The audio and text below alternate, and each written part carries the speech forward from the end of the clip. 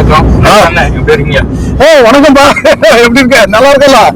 ஜாலியா போயிட்டு இருக்க உடனே விஜய் ஒரு இதுல மாட்டிக்கிட்டாருல. என்ன இதுல என்ன பிரச்சனை? கத்திரிக்கோல் வச்சிருந்தாராம் பேக்ல, ஏர்போர்ட்ல கத்திரிக்கோல் எதுல பேக்ல வச்சிருந்தாராமா? இது ஒரு பெரிய விஷயம் கிடையாது.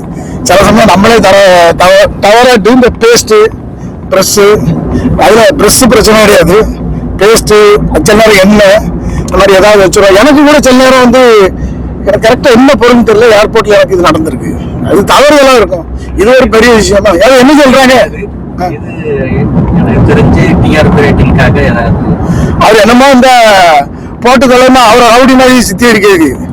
அவர் அப்படியெல்லாம் ஒரு ஆளாப்பா. அவரு பாவம் தான், சிரிப்பாதான் இருக்கு.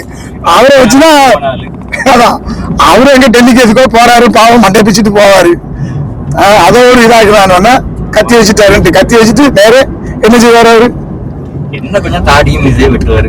அதுக்கு வச்சு கரெக்ட். அவர் அதுக்காக வச்சிருந்திருப்பாரு. இவங்க என்னமோ ஆளை வெட்ட போற மாதிரி பண்ணுவாங்க, அவரை ட்ரோல் பண்ணதுக்காக.